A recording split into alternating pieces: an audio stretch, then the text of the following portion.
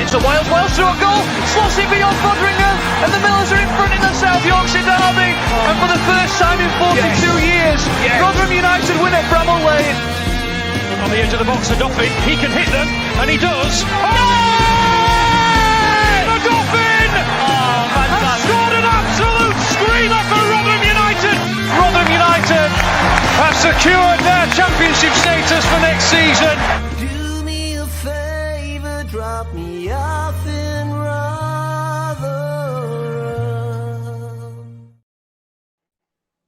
Good evening, everybody. Welcome back to New York Talk. This is the Rotherham United podcast. And I don't know what we're going to talk about tonight. It's going to be a quiet one. Not much has happened over the last 24 hours or so. Let's see how it all goes. First of all, we have Joy with us. How are you doing, Joy? Yeah, about that.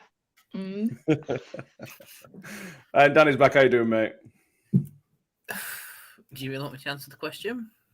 Why not? It's what we're here for. I'll just take another swig of my drink and then we can get started.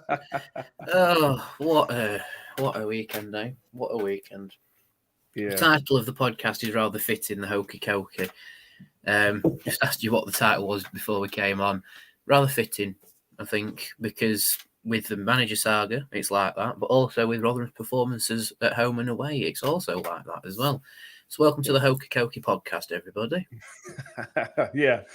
I don't know how I'm going to do this show, to be honest with you. I thought about it all day. As things stand, the club have not confirmed any changes in management. That's where we are. Now, we can all talk about what we've heard and the validity of who said it. We will maybe talk about it later on in the show because I don't know. Danny, what do you want to do? It's difficult, isn't it? Because we all sort of know, but then we don't know because we don't know. They've announced it. It's a weird position to be in as a fan at the minute, not knowing when we should know, really. For me, I think we should know by now. Yeah, I mean, we've seen some other managers come under criticism so far this season, and clubs have very verbally backed them. You know, the prime example being Paul Warne at Derby, for me, where he had a string of bad results. The fans really got on his back and basically called his football poor. And the club came out and says, yeah, we're going to back him in January and then we'll go again. Now, I'm not saying the club don't back him because in actuality, we don't know what the truth is. We're just hearing Chinese whispers from here, there and everywhere. But it is interesting that the club haven't fully backed Matt Taylor and said, yes, he's getting back to spend in January again. And the whispers that are going round, you know, a lot of names have suddenly popped up out of nowhere, like Steve Evans has been mentioned. Nathan Jones has been mentioned. Chris Wilder, even though I don't think we'd be able to afford his left toe, never mind the man himself. And potentially Neil Warnock as well. These names are all flying around. The Daily Mail have said something, which is like someone said something to them. You know, I know they're a bit clickbaity these days with the sports section, which is like the in thing with everybody at the minute. But that's come from somewhere. It's just very odd. I think it's just very, very odd. But I tell you where we should start, and no one's going to expect this. We should start by wishing Georgie Kelly happy birthday. Happy birthday, Big Georgie. Yeah, the only thing the club have tweeted today. Happy birthday, Georgie. We'll come on to the game in a minute, Joy, because I think it's important we talk about the game because it was horrific. But where are you sitting on? We'll come on to maybe in more detail later on in the hour. But should the club have said something by now, one way or the other, or do you think the right sort of leaving it? Well, as fans, we always want our club to be upfront and say what's happening or not happening, as the case may be. Experience would suggest that that's not the case with Rotherham United. We, as the fans, will be the last to find out. I suspect there are machinations going on behind the scenes, you know, and people are in the know. And I suspect some people watching this or listening to this will have a good idea of what may or may not be transpiring as we speak, and that we're likely to hear maybe tomorrow or Tuesday. I don't think they're going to drag it out. I know we've got a international break for the next sort of fortnight. But, you know, if I would imagine that they are dipping their toe in the water or their irons in the fire and seeing who's out there, who's available, who wants to come, more to the point. And, you know, and then I would imagine we'll hear what that decision process is. Right, let's move back to the game. We'll come back to this. I'm sure we'll come back to this later on. Danny, let's talk about the game itself. 5-0 away to Watford. To really talk about the game. And this is not, with the greatest respect to the world, Watford have had some great teams in Championship over the years. This is not a great Watford team. If you ever watched the scouting report or listen to any Watford sort of content over the last few weeks, you'll know this is not a great Watford team. They are in a massive transitional phase. But you wouldn't believe that yesterday, Danny, because they had the run of the place. Let's talk about the first 2 goals specifically. First of all, they were just a complete embarrassment of defensive abilities. I was shocked how bad defensively they were, the first 2. I mean, this is a thing that really wound me up because I didn't go yesterday, which is probably one of the smartest decisions I've made this year, if I'm being fair. But to see some of the clips that came out on Twitter of how woeful the defending was, what do we actually do in training if that's how we set up defensively? You've got 3. I mean, everyone's going to know the clip that I'm talking about. You've got 3 players backing off the player with the ball, not tracking the man who's making the run into the box, and everybody else in the middle of the park is just at walking pace. Now, you'd think a team that's down the bottom end where picking up as many points as possible is crucial to the success of their season would be scrapping for everything. You know, they would be pressing as much as they can, running themselves into the ground, and just fighting for the team spirit. You see that with Sean Morrison going off as a substitute. He was straight down the tunnel, and what a few people have told me, he was furious about the performance of that. That's an idea. Let's make sure Morrison player manager. We'll bring Peltier back as caretaker manager for a little bit. And Powerman's just brought it up perfectly as well. Isn't Matt Taylor an ex-defender? You know, that on that. If that's our defensive setup, what are we doing in training? Are we just sat on picnic blankets at Roundwoods, just discussing how we should set up defensively and not actually enacting it? Because if we played that poorly defensively against a Sunday League team, we'd still lose. Because the defensive setup was all wrong. Not just the way we set up, but also like we zonal mark and not man mark. You know, like I get man marking can leave space in behind for players to run in, but zonal marking doesn't suit our defensive setup. You know, that's the wrong tactic to use. And it's almost like we keep trying to knock on the door for it to work, but the door just won't open if we try and set up like that. We need to adjust it, but there's no adjustment to be made. You know, we were defensively poor against Sheff Wednesday down that right-hand side, and Dexter effectively got hung out to dry at Wednesday, and the exact same things happened at Watford. And it's one of them where when you watch the footage back, like fair play to everybody who went down, don't get me wrong, fair play to everyone who went to Vicarage Road and stayed for the entire 90 minutes of that. But watching that, it doesn't fill you with any sort of confidence whatsoever. And if we keep playing like that, fans will just stop going to away games because they will already have mentality. Exactly, they already have, and more people will start going. It's not worth it. We're going to lose anyway. It's like, don't get me wrong, I thought we might sneak something against Watford, but my mentality still went, it's our away form, we'll probably lose. But I didn't expect 5. That's the 3rd big battering this season away from home. Something needs to change very, very quickly.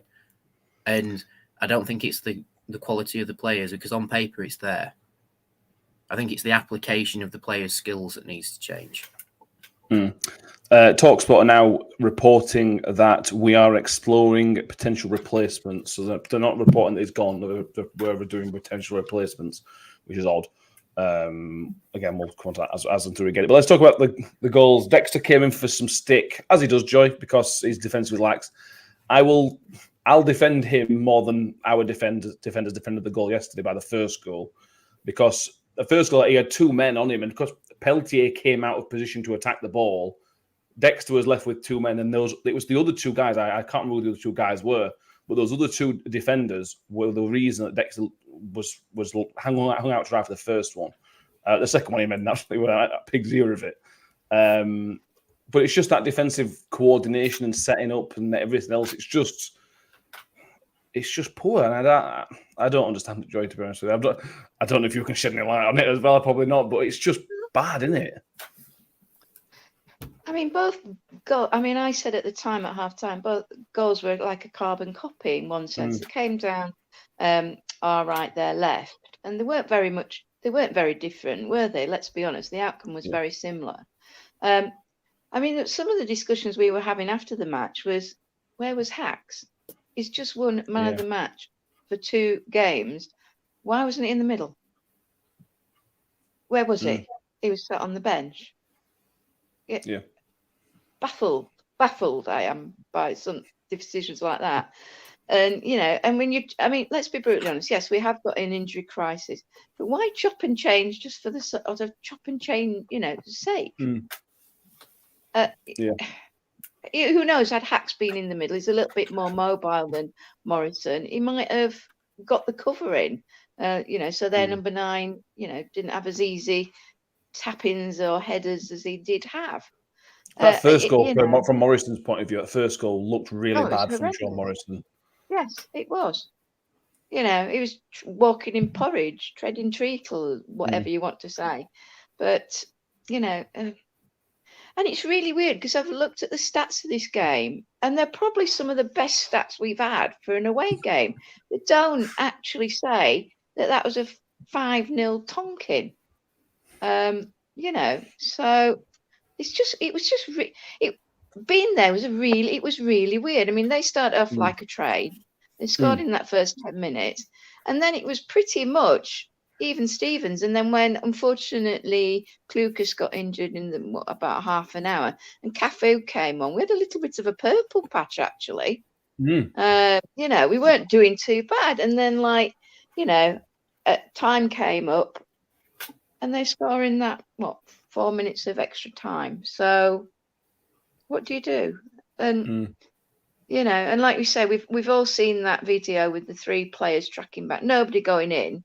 Not one, they were all sort of in a line, weren't they? Like I don't know if I'm a woman of a certain age, so I can remember the team dancing and Strictly, ballroom dancing. It was like that. They were walking in line, weren't they? Running in line rather than, defending properly. It just beggared belief, to be brutally honest. And it was a really weird game to watch. Being there, it was really, the atmosphere was surreal. And then it would come out in the second half, and we get 3-4 minutes in, 3-0 down. Yeah, Game's gone. We'll talk about subs and stuff in a minute, because I've got question marks over that as well. Let's do some comments, because we've got loads tonight. We'll come on to some of these other ones. We'll reference back some of these later, maybe. Matt says, let's talk about Watford for the game first, not speculation. Absolutely, we will, but we will talk about speculation as well. Alex James says, Watford were poor and made them look good. Not seen a good team all season, bar Stoke. Shows how poor this league is. Don't believe the hype, that it's hard. You're right, Alex. I was on Watford podcast, and I said that Stoke weren't the best team to play this season, but where they are in the league, they're absolutely nowhere. How good do we make them look on that one? Martin Bird says, tactically so poor, no forward outlet via the midfield. Ball always going either long down the channel or off the back of Victor from boot upfield front to try and hold it up. Never going to work. Lots of comments. We'll get through as many comments as we can tonight, because I know we've got a lot of people with us wanting to discuss this, including Mick, with another late going on the register. How are you doing, Mick? All good, mate. Yeah, contract negotiations. It's took a bit longer than I expected, but okay. All signed and sealed, though. Yeah. Yeah. Some breaking news for us all. We're going to talk about the situation of Matt Taylor's job in a moment, Mick. But just talk me through yesterday, performance-wise, and I was talking to my wife earlier about this and sort of saying, when we've been rubbish under previous managers, I can sort of say, well, there were no press, or the tempo was down, or we didn't put crosses in or put too many crosses in X, Y, and Z, whatever. It's really difficult to put my finger on and say what was bad. It was just bad, and I don't know why it was bad, but it just was, and it just is, and it has been. Right, Joy, we'll put a feet up for this bit. Make the way you go. I mean, I agree with you completely. I agree with you. Well, 100%. I don't know. I don't even. Do you know? I mean, this sounds really stupid. I don't even know whether it were bad. I mean, I know what you mean, mate. I know what you mean, and I was there. It was surreal. It's just. I don't. I haven't. I've got nothing. I'm sorry. I've got nothing. I can't put my finger on it at all. You know, there are times when we played all right, and then what? You know, what happened? A couple of mistakes for the goals. I don't know whether you've gone through any of that. I mean, the first goal, what Sean Morrison were doing is utterly beyond me. It just kind of just thought, oh, I'll just watch that then. You know, it made no effort whatsoever to cut out the cross. And yeah, I accept. I mean, I think you said at the time, Matt, that it could have gone in. Well, it did go in. So, you know, and it was always going to go in if it let it go past him. So it just, I don't know. It's really difficult to put your finger on exactly what's wrong. You know, I saw that comment there about, you know, ball going long. Well, yeah, it will go long sometimes. It didn't go long all the time. And yet it still didn't go anywhere. I don't know is the answer. And I don't know whether anybody does. You know, we can all have opinions about this, that, or the other. You know, he played badly, or he didn't do this right, or whatever. But ultimately, it's so difficult to put your finger on exactly what the problem is. Yeah, it is, and that's what's probably going to cost him his job, Danny. We'll talk about the Watford game in a bit, but how many games this season, particularly from home, we've gone, that were rubbish.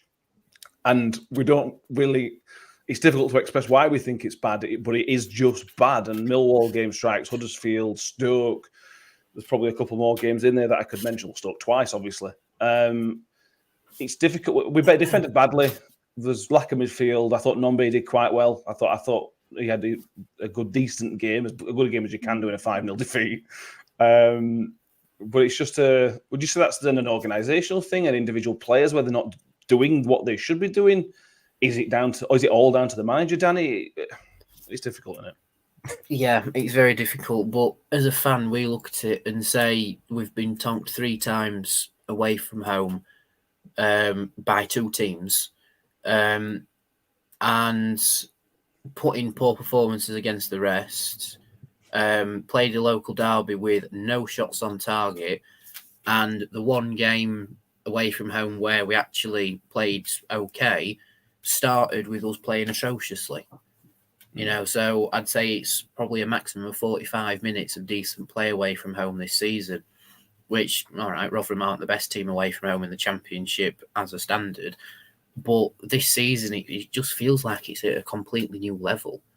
And with that, as I've said on podcasts before, that puts so much pressure on home performances, which, don't get me wrong, we've been okay in a few of them, but it puts so much pressure that sometimes a draw isn't enough at home now. It has to be a win.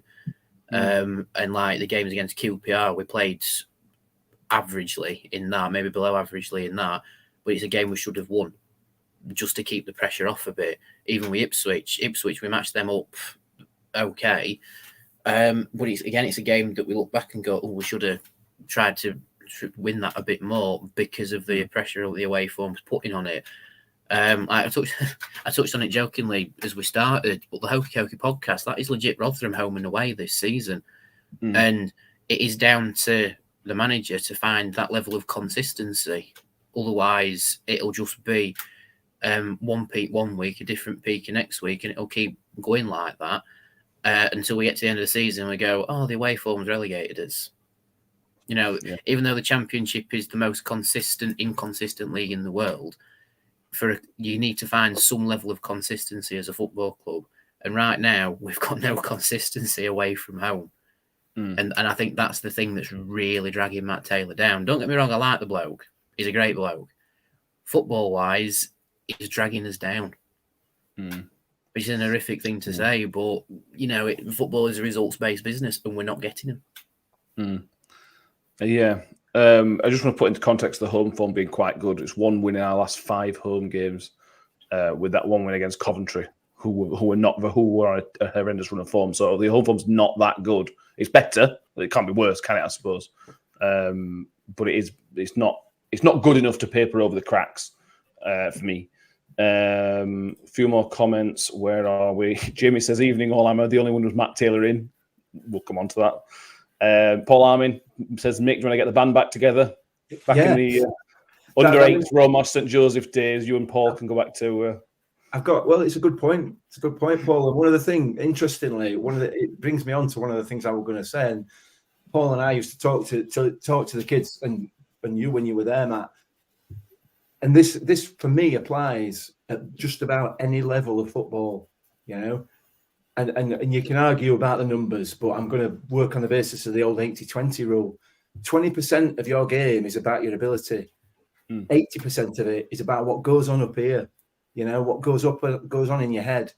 It's such a psychological game, as is most sport, but it's weighted so much more psychological than it is ability-wise at any level. Obviously, ability changes, whatever, dependent on the level you're at. And I just wonder how much the psychological side of this away form and these away performances is affecting the players. It's going to be whatever, obviously, but that has to be the reason behind all this for me, because it is not a lack of ability. And I'll challenge anybody. Did any of you guys see that tweet from Andy Giddins? With the apparently yesterday's was the 100th away game over the last 4 championship seasons, and we've won 9. Yeah. And 6 in COVID. Apparently, and the most we did was in the COVID season when there were no other fans there. So I agree with you totally, Mick. I think a lot of it's what's not happening between the ears. Yeah, and it's a massive part of it, and we as fans, obviously, and we're doing it now, aren't we? You know, and I've done for the last, I don't know how many podcasts, sort of having a pop about the lack of passion, lack of drive, lack of fight, whatever, and that's going to all that does in reality is just compounds the problem. I'm not saying it's not the cause of the problem, obviously, but it just compounds it. And you know, given the performances, it's so difficult to get up and get behind the team, because we just know what to expect. But unfortunately, I think that they're approaching games knowing what to expect. And that comes down to the only way of dealing with that is the manager and the management team. They're the only people that can deal with it. Obviously, the players have got to take some responsibility themselves as well. But you know, it's all right. You can work on tactics till cows come home. But if you're not in the right place mentally, we all know, all of us know that, you know, some days you're not in the right place. Some days more than others, and some people more than others. It affects everybody differently. So it plays a massive part in it for me, and it's I don't know. I don't know what. I still don't give an answer. It just puts forward some other solution, not solution to other reason to the problem, other than they just don't care. Because I don't think that's the case. No, I don't think it is. And the third frustrating thing is Joy. No, go sorry, go. Yeah, go. Yeah, I was just going to say, can I just put a devil's advocate spin on this? As poorly as we've been playing, as poorly as our away form is, we're not exactly that far adrift at the bottom end of the table. I mean, we're not we've got two teams below us, which is like, wow, isn't it? I mean, wow. And the one above us is, you know, reasonable touching distance at the moment. So we are at a crux in the season, aren't we here? I mean, the decisions that are going to be made, you know, in the next few hours around what pathway we're going to be taking in management are going to, you know, hopefully impact. But then again, you look at Wednesday, QPR, Huddersfield, they've changed their jockey, haven't they? and they're still falling over fences. So it doesn't always follow that, you get that new manager bounce if that's what we're going to end up getting. Just being devil's advocate there. Yeah. No, you're right. And also, if you look at the players, Joy, I think that we said this at the start of the season, and I'll probably stand by this now. This is one of the best individually. This is one of the best squads we've had in a long, long time. Maybe ever at this level.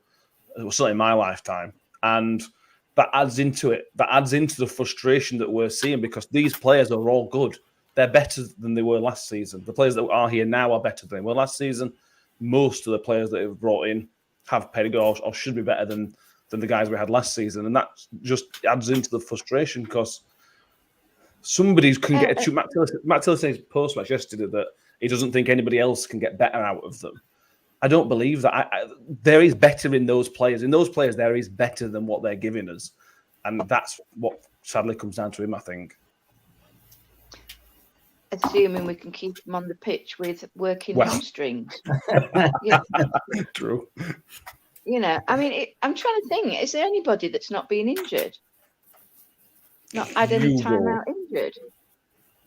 Hugo, I think. Hugo, Cooley, wasn't he? Yeah. He was ill. It's like Hugo and Victor, and that's about it. Don't tempt fate like that. That's totally I'm just saying it. Yeah, you're wondering what's happening in, like you say, the training. We were supposed to get the training ground the same as New York, so that these injuries that happened last year wouldn't be recurring this year. But they're worse. 3 more hamstrings. Yeah. Yeah. So I don't know what's happening, and is that, the backroom staff, the medical team, the way that we train, what have you. I mean, the other thing is, I know this might sound a bit off piece, but was it about 2 years ago, Warney brought in the New York pitch, didn't they, to make it smaller than most other pitches. I mean, Watford yesterday, they were like wide open prairies that they were finding players in. Is the fact that when we're not at home and we're playing on larger playing surface areas, where people can actually find space, and we're not training or working in that sort of environment, means that when we go to other grounds that have the dimensions of a larger pitch, that it becomes easier to just play around us and play through us. I know that might sound stupid, but I'm clutching at straws here, guys. I'm clutching at straws. Yeah, I know what you mean, though. Let's go back to the game, Danny, because I have another complaint. Substitutions, and this has been a theme of Matt Tiller's reign. Obviously, the Caffel one made in half an hour. That's enforced. There's nothing you can do about that. I have an issue that if we all knew that something needed changing at half time, and I said this against Sheffield Wednesday, I probably said it against QPR, we all knew something needed changing. Why would you wait 7 minutes to make the substitutions? Because you've got to think about the way you make your substitutions. You've got these intervals that you're allowed to make. So we all knew it, you need to make those changes. Make them at half time. In terms of fitness, 7 minutes is nothing. I'm not I got injured. Well, 7 minutes is nothing really. So make the substitution at half time. So you then still have 2 more intervals that you can make changes in case of injuries. Obviously, bitters on the backside because Caffel got injured. That's just one of those things. But he's waiting too long for these changes. Hacks were dressed down for about 10 minutes before he came on. He's so slow with the substitution, and he's not getting the tactics of even the tactics of the substitutions. I don't think he's got that right either. It's the vibe it gives me is it's almost as if Matt Taylor's sometimes very apprehensive to pull the trigger on making substitutions. It always seems like, give it another 2 minutes, give it another 2 minutes. We'll see how we get on. And as anybody who's pressed snooze on an alarm knows, giving it an extra 2 minutes is a very dangerous thing indeed. But you're right with the sub. Like 7 minutes into the second half is nothing, and the argument is there, why not make it at half time? But again, it gives the vibe of, we'll see how we get on early stages and then we'll change it. It's like, why not come out fresh for the second half and go, right, we are going to change tack? Because you might catch the other team out. They might be expecting you to be the same as in the first half. But if you've changed tag, then they have to adjust to that. and that could give you a window back into the game. But after 7 minutes or so, you know, you've already bedded in a little bit. The other team's already bedded in a little bit. And it takes away almost the surprise impact of a substitution. So, yeah, I agree. Why not make it at half-time? You know, why not make it at half-time and have a little bit longer for that system to work and the surprise of it, whereas you've come out for 7 minutes or so and just gone, oh, we'll try it the same. Oh, it's not worked. You know, we're bordering on the definition of insanity here, which is repeating the same thing, expecting something to change. And unfortunately, it's not changing. No, it's not. But And again, also, I reiterate, why wasn't Hacks on the pitch in the first place? Exactly. Shouldn't have been a substitute, should it? It just The- wouldn't, like you said, man of the match for 2 games on the trot, and he's on the bench. The only thing I saw that may have given something about that was return from injury management, but it's like he's played 2 full games, you know, and all right, fair enough, 3 games in a week is a lot, but even with that, if he's played them 2 games fantastically, I would still start him to have that same how shall I put it, that same impact, even if it is for a shorter period in the second half or in the first half going into the second half. But I agree, Joy. Why wasn't Hacks started? What I would say on that is, sorry, Danny, sorry. No, sorry, go on. I thought you'd done. Sorry. No, sorry, I'm just saying he was colossal at centre half. Why suddenly take him out? But go on, the floor is yours. At the back end of the Ipswich game, he was towing. He was holding his hip and he was towing. And I said to Matt, I thought he might have been substituted in that game because he looked like he was holding his hip or having some sort of issue with it towards the back end of that game.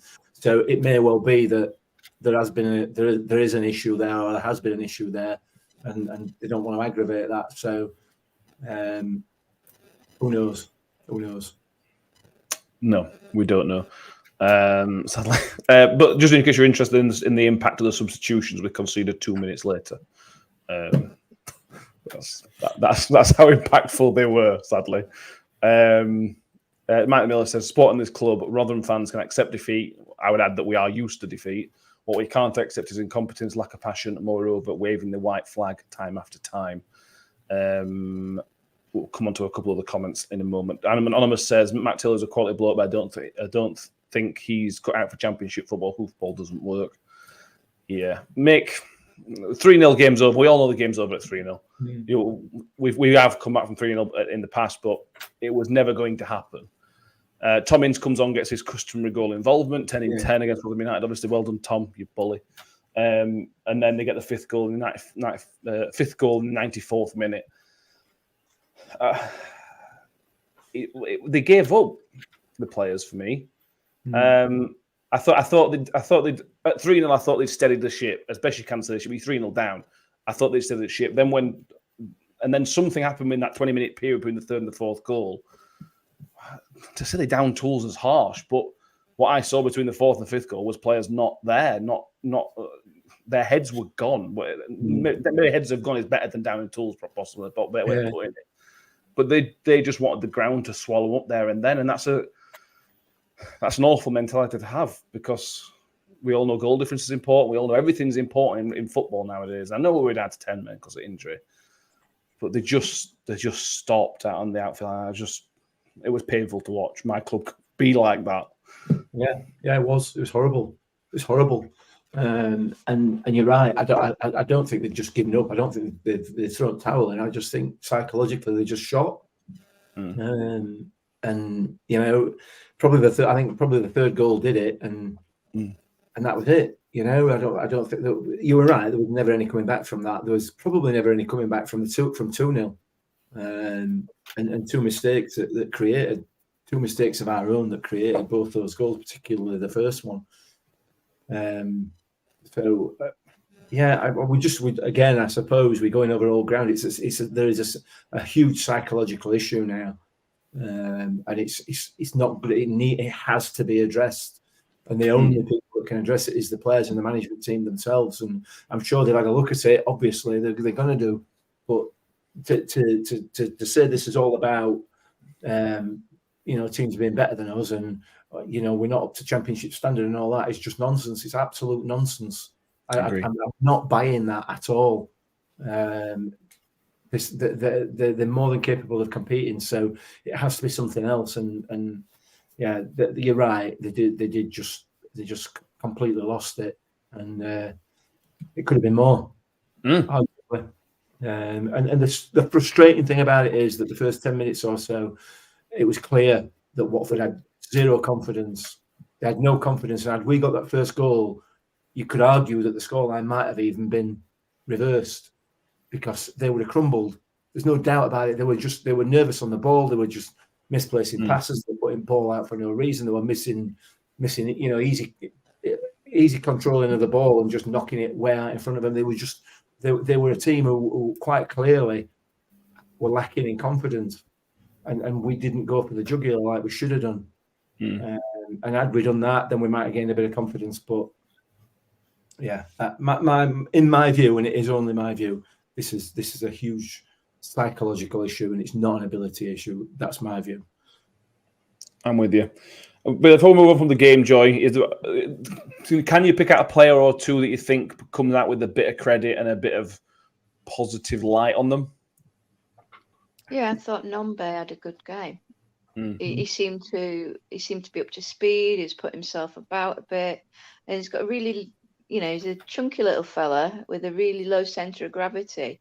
And he put that to good use. He was harrying. I mean, he's never going to get as many headers, but I think there is a shoots of a good partnership there with Georgie. I think he plays better with Georgie than he does with Hugill.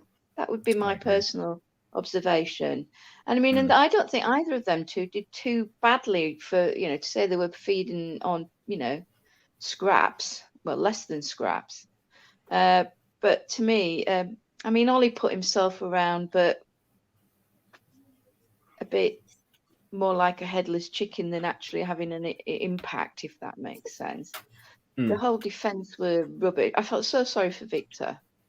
He wasn't at fault for any of those goals.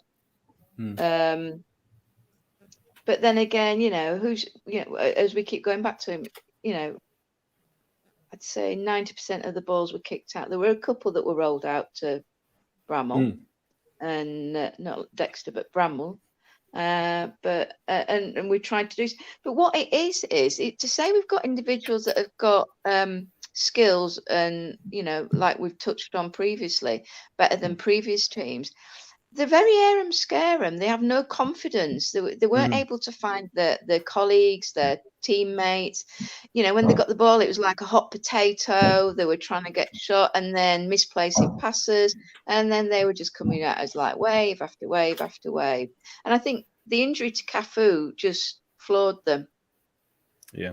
I honestly, and you said what happened. I honestly think that floored them because he'd moved out to the left, and that point when he got injured, we were actually on the attack, and he stretched to get a cross in, and you could hear it ping from where I was sat, the hamstring. So, and as soon as he went off, immaterial the fact that you're down to 10 men, you just could see, what life they had.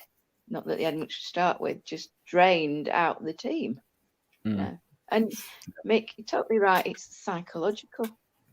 Michael Miller says we disagree. Slight issue that he believes that even if the team were playing at their best, we would still be a lower third of the league team. Yeah, I agree, but that's good for us. We saw 18th place kind of team. We've seen what we've done to teams in part. We've seen it with Norwich in parts, we've seen it with Blackburn in parts, with Leicester, Coventry, Preston for a little bit, Ipswich for 20 minutes. This team's a good team. They can do it. They've shown that they can do it. Not enough, obviously.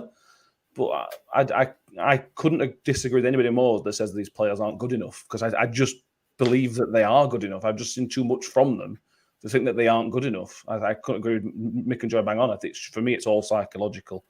Let's move on, because I don't want to talk about the game anymore because it was rubbish. Let's talk about something equally depressing. Let's start with Troops. Troops travels Ramos Explorer. He says, Matt, to me, do you want him gone?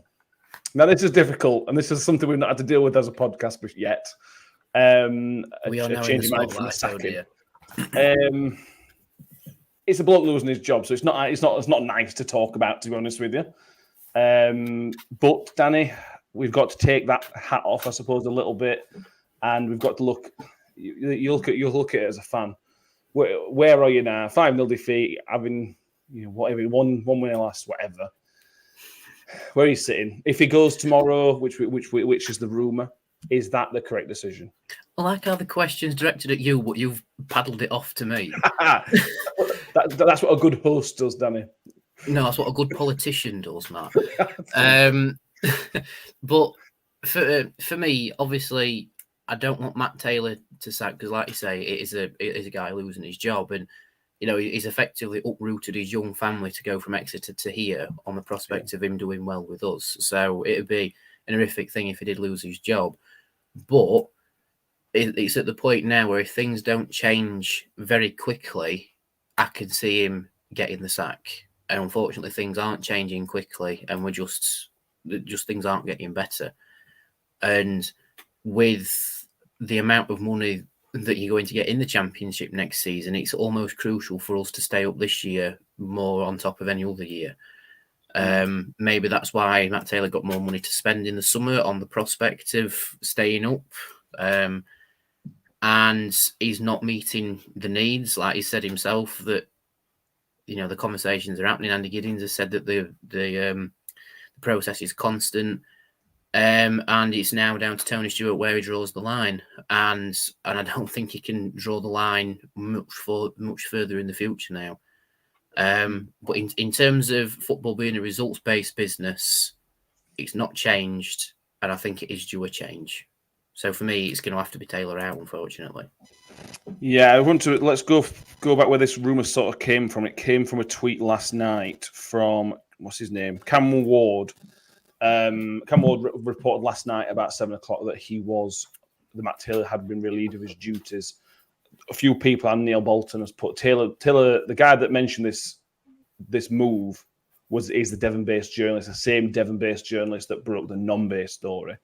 So this guy that's broke the story has form. He isn't just a random bloke who lives in Exeter who thinks sports club. This bloke does have something in there. So I think there should be credit given, whether you believe the Daily Mail or not, or TalkSport or not. This guy's got a history of Matt Taylor-related stories being accurate, which I think is important to point out in terms of the validity of rumours going around. Joy, where are you? Is it time for a change, or do you think he is given the January window or sooner? What do you reckon? There's a part of me that thinks he should be given the benefit of the doubt, given the experience of the previous management team. But as Danny's touched on, this is a big season. Next season, there is mega bucks swirling about in the Championship, and we want to be part of that, don't we? We're not improving. I've been to a fair few games now, and I can't see what Matt Taylor's stamp is. Didn't he say at the beginning of the season, see how we develop, see how my team will, develop in what I would like to see. But he's too much of a tinker man at the moment. Yes, he's had injuries to deal with, etc. For anything to be sort of, I can't see from one game to the next what he's trying to do, to be honest. Yeah.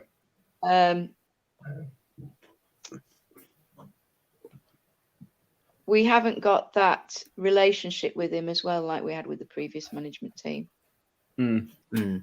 And I think the abysmal performance at Wednesday the other week was the mortal blow. I don't think that he would recover from that. Had things improved significantly subsequently, then I think he might have been able to plaster over or paper over the cracks, but they haven't. And I think a 5-0 Tonkin is, a sign to say, unfortunately, there's the door, Mr. Taylor. I just want to give you right reply. Mike the Miller says, benefit of the doubt, Joy. What doubt is this? I assume you mean the injuries and the odd refereeing decision and things like that, I assume is what you meant. Yeah. Good. All on the same page. Nick, I've allowed you last because I know you don't. You hate this kind of talk. I know you do. And it's tough, and I don't think any of us want a manager to be sacked ever, but there does come a time, and I think personally, I don't see a way back from where he is now for this season. I think where do you go from here? From without a change and a move forward? I like Matt Taylor. We've spent a brief amount of time with him. He's the kind of guy who I think you'd like to talk to him about football. If with the Chelsea City game today, you could have that conversation with him because I think he's a scholar of football. I think he understands it really well. But for whatever reason, it's just not fitting. Whether it's the club, whether the club's not a right fit for him, or whether the players that he's brought in is not a right fit. For me, I think it's sadly time.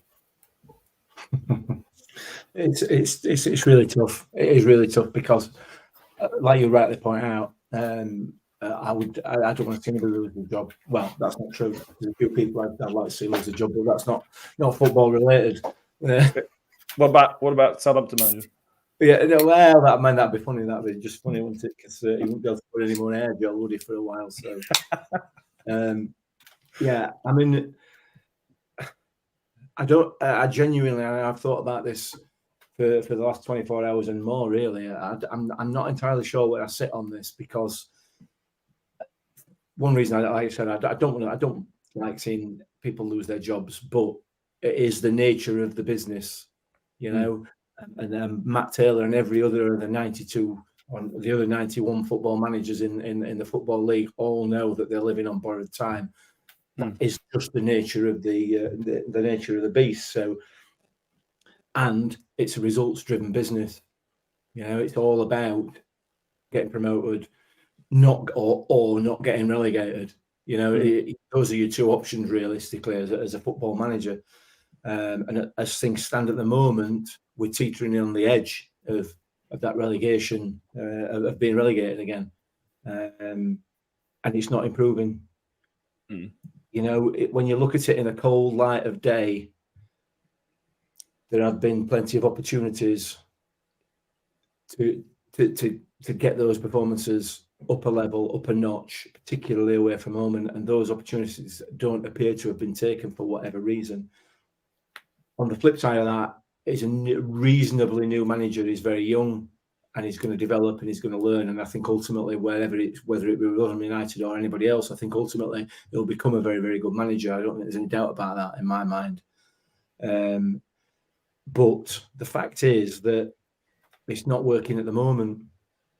It's not working at the moment, and it hasn't improved.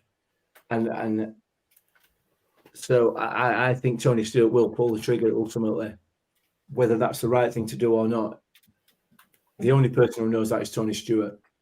It's his decision, and he's far more sort of involved on a day-to-day basis than any of us are. All we see is what happens on a Saturday afternoon or a Tuesday night, and we're not happy with it. Clearly, Tony Stewart won't be happy with it. However, if he sees that things might turn around, then he may well stick with him. I suspect. Did Ronnie Moore get sacked after a 5-0 or a 5-1 at Chesterfield? 5-0 at Chesterfield, yeah.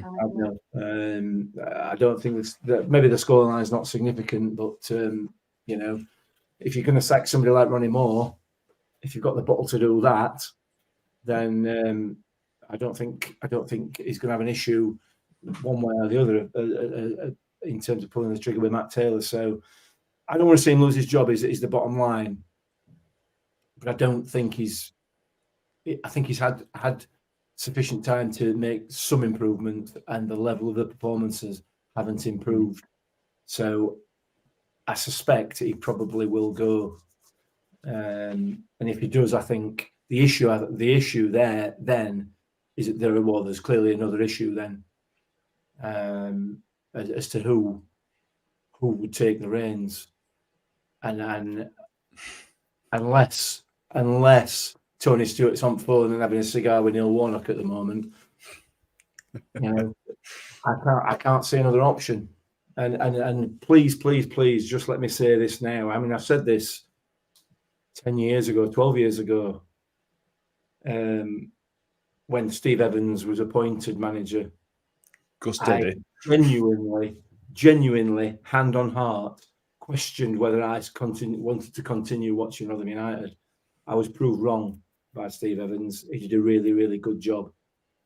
But if his name came in the frame, I would be asking myself the same question, because I cannot think off the top of my head of a more backward step that we could take as a club than to employ Steve Evans again. I cannot think of a more backward step. It is honestly just mind-numbingly, for me, mind-numbingly stupid to suggest that Steve Evans should come back to this football club. Just mind-numbing. So, I mean, unbelievable. I've just made a note of the time, so if Stephen gets the job, I know which minute to cut out from this episode. No, don't cut it out, mate. Don't cut it out, because genuinely, it blows my mind. I can't tell you how much it blows my mind that anybody would think, oh, sorry, YouTube users he has put up there a bigger backward step. My apologies. I'd be all on board with Gareth Ainsworth. It'd be just hilarious if Gareth Ainsworth came to this club as manager. It would be hilarious. I don't know what the IFC would do with himself for the period with us. I don't know what happened. He'd have to be on a 24-hour suicide watch. He'd implode, wouldn't he? Yeah. A few people are with you, Mick, to be fair, and I suspect we'll be doing another episode this week. The plan wasn't to do an episode this week, but we all know the emergency protocols, so there's a good chance we'll be doing another episode this week, but if the rumours are true. Neil Bolton's with you, Mick. Sarah Ogden's with you, Mick. There was somebody else as well. Can't find the other comment. There was a few people that are with you, Mick. Martin Mercer's club wouldn't be in this championship, wasn't Steve Evans. You're right, but it also wouldn't be in championship if it was for Paul Warne. You should go back to Ronnie Moore and things like that. Yeah. Let's go through the comments. Shelley says he's heard from a few sources who normally bang on that it'll be announced tomorrow. That's the same as what I've heard. Mike the Miller says Mick the new manager at last. Class on grass. Adrian Green says some of the comments from Matt, I think he's referring to Matt Taylor from Millwall on Wednesday game. Where is the leadership on the pitch? Alan Cox, in relation to the game, don't get me wrong, Watford are a better side than we are, and they're on better wages, so the best are better players, but we didn't try, which is obviously the issue. Mark Werrett says, I suppose this is a pertinent question now. Why did Warren get the more patience than Matt Taylor when Matt Taylor proved he can keep us up? That's true, Joy. My argument that would be on Paul Warren, for me, it's fairly simple. Under Paul Warren, we never really, other than the first season, which we don't count because it wasn't his fault, we were basically never cut adrift. There weren't many, but I would have to look at the stats. But I would think that Matt Taylor's took more hammerings in his time at the club than Paul Warren did in the Championship. It'll be similar numbers, and if you compare the amount of time that they've been here, that's a worry. We were always in games, or for the most part in games, and we were certainly in the relegation fight. Whereas at the minute, it feels like we're slipping out of the fight quickly, and that, for me, that's the difference. No, I agree, Matt. I mean, yeah. I mean, we were always in it, weren't we? Right up to the very end of the season. And I mean, when was it that season, that horrific one, when we had all them games in hand, the COVID season. COVID season. Oh, that was, skin of his teeth. And then that equaliser by Cardiff at the 88th minute. I mean, it's just horrendous when you look back on it. But then again, you've got to look at the highs vis-a-vis the lows, haven't you? You know, that 22 season, going up, winning the pizza trophy, and, you know, swings and roundabouts, isn't it? I mean, while I've been watching Rotherham, I sort of literally caught the back end of the sort of in the late 60s of the latter end of them being a good second division team, and then we've sort of language primarily in the third division, whatever it's been called, during my lifetime, with little blips up to the championship and down to, you know, Division 4 as it used to be. So I mean, yeah, like I said, I mean, we're not that cut adrift, as I tried to touch on straws earlier, you know, and there is still wiggle room because, you know, Huddersfield, QPR, Wednesday are not exactly pulling any trees up at present. So, you know, that's why I'm saying this decision now is a critical decision at a critical point, and will, you know, hopefully positively affect one way or the other, whatever decision is made, the way forward, so that we can get a bit of a boost and get out of there. I mean, because last year we were never in the bottom three at all. No. Were we? Exactly. So, you know, that's a big, you know, but we had such a good start, didn't we? I mean, what are we now? About 10 points worse off than we were, probably more than we were this time last year. Yeah. So, you know, it's going to be a battle, and I'm not sure whether we'll make it or not, but, you know, but the thing is, if we've all touched on, that's what Warney did. He did battle. The teams did battle. And there were no battle yesterday, were there? No. There were, and that's probably why. Yeah, and plus you could argue that, in inverted commas, that one was long-term family, and therefore, you know, gave him a little bit more of the benefit of the doubt. You know, perhaps I'm being a bit naive. I don't know, but no, and that's probably, you know, some of the reasons why MT has not been given the benefit of the doubt like Warney was. Thinking about it. I agree. There's people talking about the Steve Evans signings. We're not going to go back into the Steve Evans signings because I don't think we've got time in an hour's episode to go through all those signings. I mean, it's an international break, Matt. We could, if we did a podcast every night, we could probably get half of them in over the next 2 weeks. Yeah, exactly.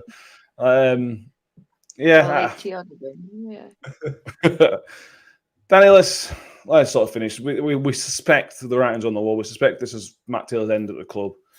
I think what I would like people to remember is that he did something that nobody's done since Neil Warnock. He kept us in the league. People can say that Paul Warne got the points on the board, and you're absolutely right. He did got the points on the board, but I'm sure somebody else got points on the board for somebody else in other times in football. Matt Taylor got the job done, and he is the reason we are here in the Championship today, is because he managed to get us over the line and keep us in the Championship. It's not working out right now, but I think we should still be sort of grateful, is that maybe the right word? Maybe not the right word, for the job he did last season, appreciative of where we are, I suppose. At the end of the day, it's not going to be Paul Warne's name that's on Rotherham's first quote-unquote staying up in the Championship season in the history books since was it Steve, since Neil Warnock, right? The history books will say it was the Warnock Great Escape, and then it was Matt Taylor's survival season. That's what the record will show. You can say that Paul Warne won the points early doors that kept us in the competition, but like you say, Matt Taylor got the job done, and I think that warrants him to have quite a lot of respect. It's just that this season he's tried to do something different and it's not worked. And he's sticking too hard to what he wants to do, hoping it will work, but it doesn't show any signs that it will. Matt Taylor the man and Matt Taylor the football manager, like you say, Matt, it'd be great to sit down over a pint and talk football with him because he's an intelligent bloke and he just seems like a good bloke to have a pint with. But Matt Taylor, the Rotherham United manager, is where it's not working. And like you say, I think he does deserve a lot of credit for what he did last season. It's just not working this season. And if all else fails and all else is forgotten, there will always be a Hawaiian shirt with Matt Taylor's face all over it. Exactly. I hope he keeps that and takes it with him wherever he goes. I hope so. I hope he walks into his new job. Whenever he gets a new job, he walks in with that shirt on, just for comedy value. That Hawaiian shirt, but with the new club's tie. Yes, like it. Wright is not a fan tonight. He says if we had £1 for every time he's heard during this pod, we'd have enough to pay Matt Taylor and give Pep a blank check. Well, there you go. Harry says podcast tomorrow if he's sacked. Yeah, the emergency protocols, as we all know, if there's a change in manager, that triggers them. If that's an actual relevant thing to say. So if that does happen on the day it happens, we'll be back live on YouTube as and when that happens.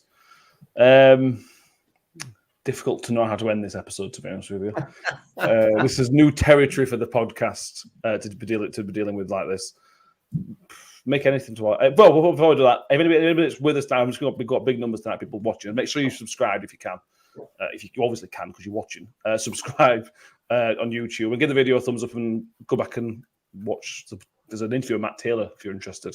From May, which is interesting. Mark Gamble says to me, the beard's coming along. Yeah, that's one of the reasons I want to change your manager because I'd like a shave now. Predictions, yes or no? Are we all in the yes category?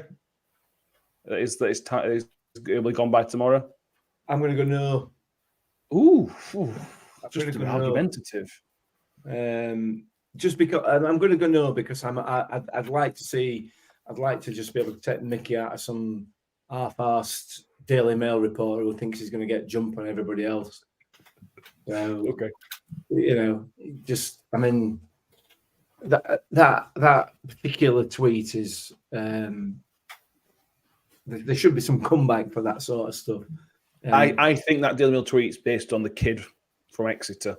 I think that's where it's come from. Well, we'll see. You're probably right. You're probably right, and there's probably some basis for it. However, I just want to see them have regular faces. I don't care. People, if you're asking about the next managers, we'll talk about that when we know when it's confirmed. I'm going to come in out of left field and put a suggestion down for the new manager. But now, is it the Magic 8 Ball? No, it's not actually. It's not been consulted today because I'm too annoyed. I'm going to say Ryan Creswell. Get Ryan Creswell in because he's one of the few people I've heard who talked sense when he was on the commentary for the Wednesday game. He talked so much sense. Get Ryan Creswell in. Okay. I would like some of the Championship experience before anyone starts. Sorry, crazy. Championship experience is a must. Mick, anything? Ronnie. Final thoughts, Mick. Ronnie and Brex. Ronnie and Brex. That is getting the band back together. Yeah. Final thoughts, Mick, on this weekend's stuff. It's been another shambles of an away weekend on it, and it's culminated in lots and lots of rumours about whether or not the manager's going to get sacked. It's a poor and horrible situation to find ourselves in, given the optimism that certainly we had at the beginning of the season, and it's not great. But on the flip side of that, as Joyce pointed out, we ain't very far behind. It's not like we cut adrift and 12 points adrift or anything like that. We're not them that play at Swillsborough, We're not even close.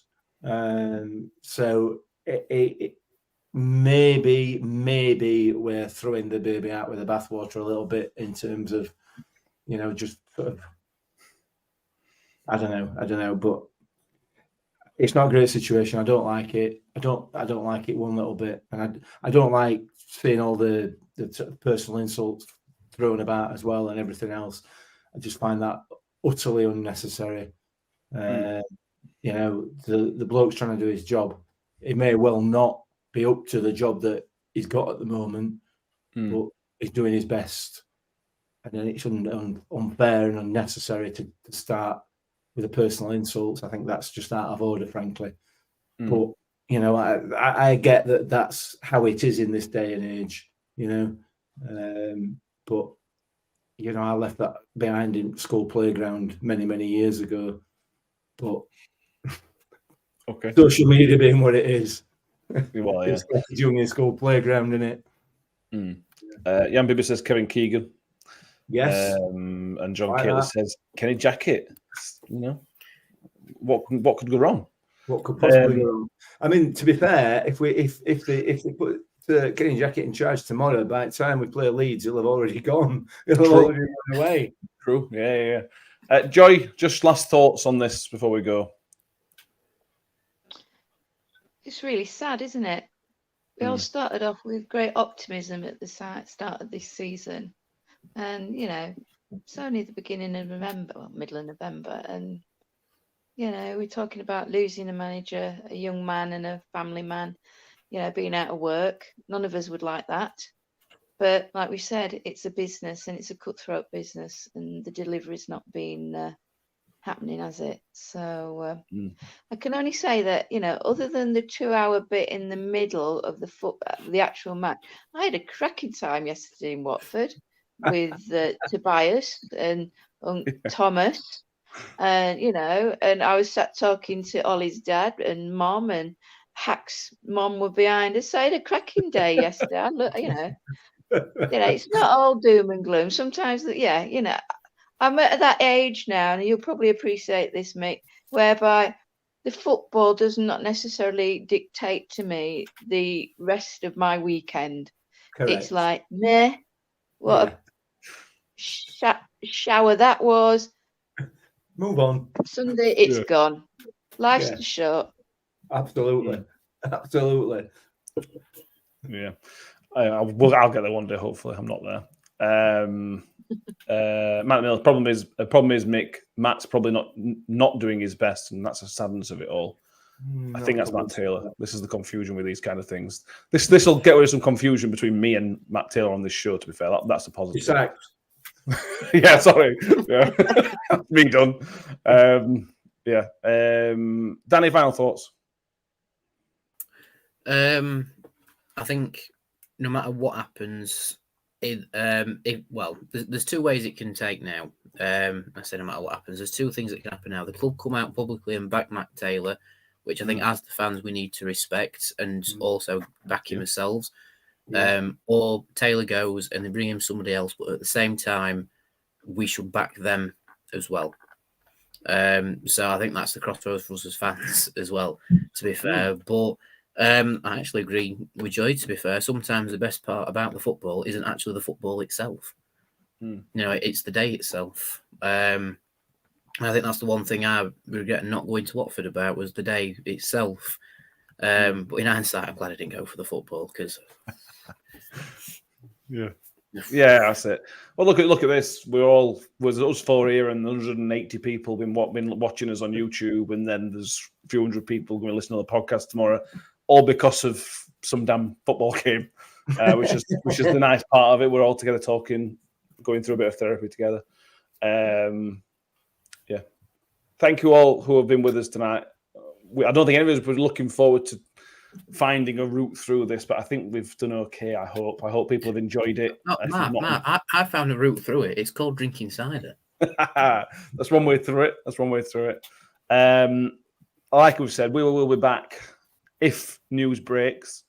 If there's a change in management, we will be back. If we get a statement saying he's staying, then we won't be back for that statement. But if there is a change in management, we will be back on the day that it comes in, whenever it comes in. Make sure, as I've mentioned, that you subscribe on YouTube. I think that's going to be a few whilst we've been recording. So thank you all for that. Thank you all for being patient with us throughout the last few weeks when this run has been on. We try to be positive as best we can on this show. As you all know, it's difficult to do sometimes, but I hope you've enjoyed being with us, and get ready for a few more days of us potentially over the next week or so. Danny, thank you very much, mate, for being with us tonight, and I hope the cider is going down lovely. Yes, it is. I'm going to go and play the new Modern Warfare now to relieve some stress. So, yeah, thank you for having me. Harry wants us to stay for an hour, so he's trying to tell us that Taylor's been sacked, so we've got another hour. Not get us like that. Joy, thank you for being with us tonight. It's no been problem. fun. Thank you very much. Yeah, and Mick, you're late. You've got to stay for you've got to wait your time back. So you've We're got going to make the time back up. Yeah, no, that's fine. I'll stay on. Everybody's now scrolling through Twitter just to make sure Harry's having a bit of a laugh. Well, I would say, if you listen to this tomorrow, if you listen to this on Monday about 1 o'clock, most of this will be irrelevant. It'll have timed out because if the change has happened. So sorry if you are listening on Monday about that. I can make sure. We need to have a word then, don't we? Because we need other people to listen to it as well before they make an announcement. So don't announce out till Tuesday if something's going to happen, or if something's not going to happen. At least give us a chance. Yeah, I agree. Make sure you subscribe, as I mentioned, YouTube. Give the video a thumbs up as well. Please, if you are an audio listener, give us a 5-star rating on iTunes, Spotify. There's loads of them now. Thank you very much, and also subscribe on there as well. Thank you, everybody. I feel better after doing this episode, to be honest with you. So thank you for being with us, and we will see you all soon. Up the Millers. Up the Millers. Yeah. Up the Millers. Bye. Into Wales through a goal, slots it beyond Fodringham, and the Millers are in front in the South Yorkshire derby. And for the first time in 42 years, Rotherham United win at Bramall Lane. On the edge of the box for Doffin, he can hit them, and he does. Doffin has scored an absolute screamer for Rotherham United. Rotherham United have secured their championship status for next season.